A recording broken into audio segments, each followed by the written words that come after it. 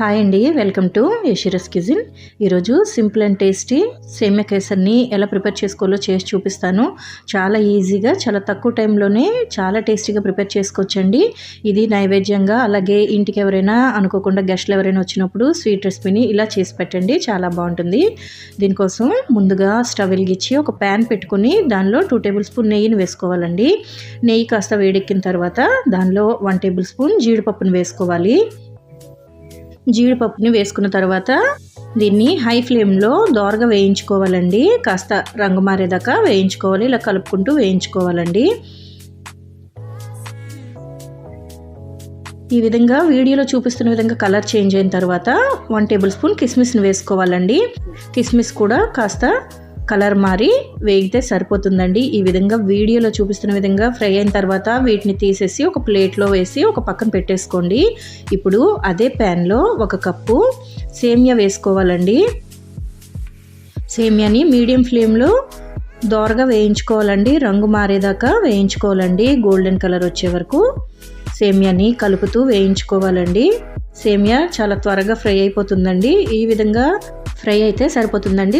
ఇది కూడా తీసేసి ఒక ప్లేట్లో పెట్టి పక్కన పెట్టేసుకోండి. ఇప్పుడు అదే ప్యాన్లో ఏ కప్పుతో సేమియా తీసుకున్నామో అదే కప్పుతో 3 కప్పుల వాటర్ని వేసుకోవాలండి.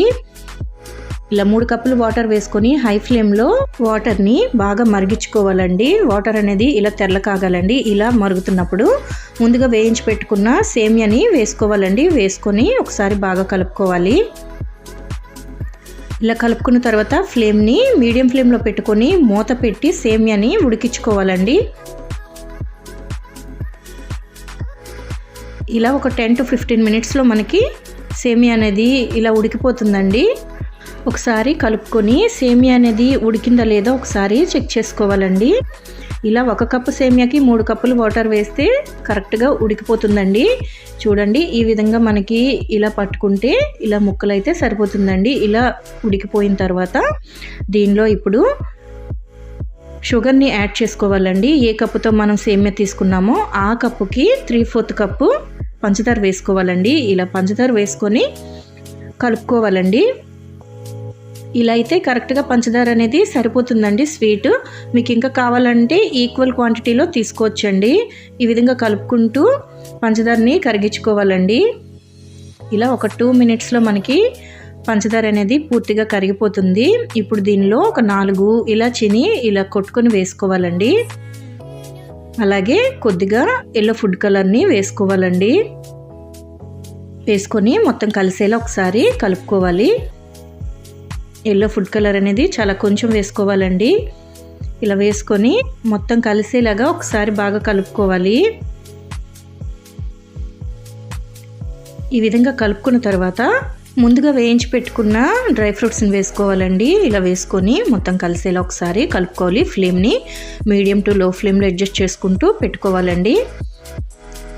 ఇలా కలుపుకున్న తర్వాత దీనిలో ఒక 1/2 టేబుల్ స్పూన్ నెయ్యి వేసుకుంటే సరిపోతుందండి. ఇలా నెయ్యి వేసుకున్న తర్వాత ఒకసారి బాగా కలిసేలా కలుపుకోండి.